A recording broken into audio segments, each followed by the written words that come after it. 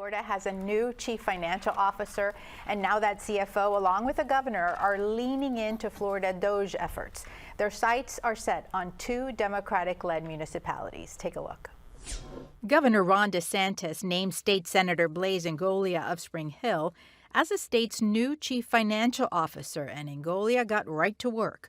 On Tuesday, he announced that Florida's Department of Government Efficiency, also known as Florida Doge, will conduct on-site audits of Broward County and the city of Gainesville starting July 31st. In official letters, the state ordered both local governments to turn over access to their books, everything from tax rolls and payroll to funding for diversity, equity, and inclusion programs and homeless initiatives. Local officials were reminded that not complying could cost them $1,000 per item per day in fines. Why the audits? The state points to sharp increases in property taxes and growing budgets without major population gains. The letter sent to Broward County cited a roughly $450 million jump in ad valorem collections since 2020. And despite population growth of under 5%, there was a $1.2 billion operating budget increase. In Gainesville, the state flagged an 80% increase in property taxes, adding an extra $90 million annually over 4 years. Broward County Commissioner Steve Geller pushed back, calling the audits politically targeting Democrat-led regions. Geller also noted that the costs are largely tied to airports, seaports, public safety, and new mandates from the state, like homeless encampment removal, an order that came without extra funding to comply. And looking ahead, state officials suggest that more audits are coming soon. Miami-Dade County has been mentioned as possibly the next local government to be audited. And Natalie, I'd like to start with you and your response to all of this.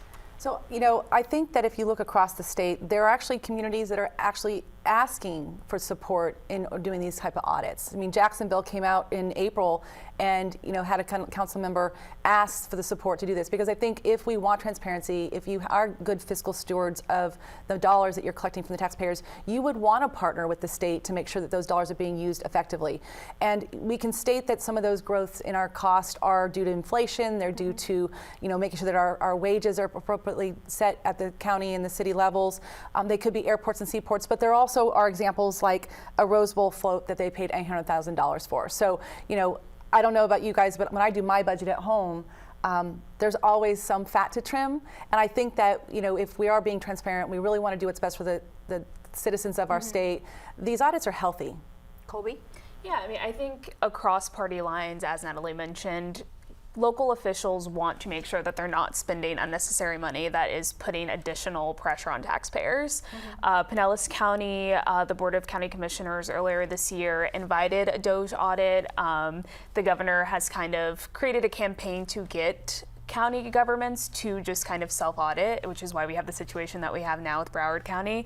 And Hillsborough County earlier this year actually approved a Doge committee task force with elected residents in the county to go through the county spending and identify spots that could be cut. Republicans on both sides of the Bay are supportive of this. They wanted to get ahead of it. They didn't want Governor DeSantis to come down to the Bay and say, you guys need to get a part of this. So they really spearheaded that movement and wanted to get ahead of it. I would say Democrats on both sides of the Bay in Pinellas and Hillsborough, they've expressed some concerns about redundancy. They feel that we already have staff in place, that it is their job to identify spending spots that need to be cut. But yeah, so both counties in Tampa Bay at least have already kind of gotten involved in this. Thomas, and isn't that something that voters on both sides, on either side of the political aisle, can get behind to eliminate redundancy? Yeah, I think transparency, openness in government is always important. I believe in that. I think the citizens have a right to know, whether we, got a lot of spending going on that should not be, a lot of waste that need to be cut. I think that's very important.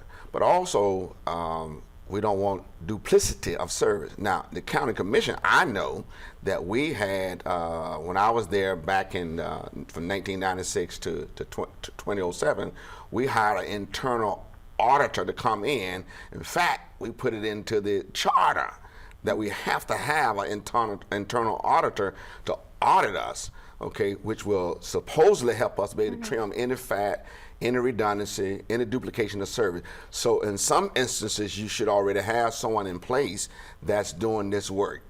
Yeah. Yeah, I would agree. I think that we all kind of agree on this. So what's like the rub? Well, it's political, right? I mean, you said that you've been doing that 20 years ago in Hillsborough County. There was a thing called Doge at the federal level this year with Elon Musk. Yes. He kind of ended it not so, popular the way it all worked out there. Blaise Ngolia and Governor, as you mentioned, went into a couple of very liberal leading cities. I think he's spread the wealth, though. They are going to go to Hillsborough, which is now Republican, Manatee County, the like. But there's an edge to it. I talked to the mayor of Gainesville on Tuesday, I guess it was. He said they got the letter from Blaise Ngolia after business hours on Monday, that letter that you showed there.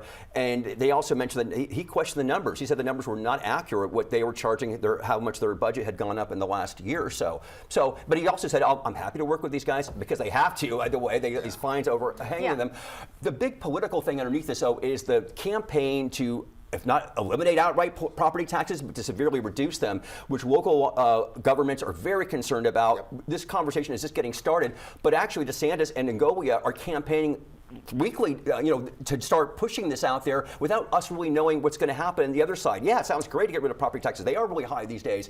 But what are you going to do to pay for schools and police and fire, et cetera? And the governor's office has said that this is a way, these audits are a way of identifying areas where they can cut in order to fund that property tax elimination. At least that's what the governor's office has said. The question that I have for voters is, do you believe him? Some say yes, they do, and others do not. Yeah, I mean, we'll see. Again, this is going to be probably, I say probably because the legislature has to vote to put on the ballot an issue on property taxes in November 2026. But we do not know really at all what that's going to be other than it's property taxes. But the governor, again, they are pushing hard for this. And Blaise Ngolia, this is like, Blaise is criticizing local lawmakers and saying, they're pushing back already. Yeah, they are. They're concerned about this. So how it all washes out, very early to say right now.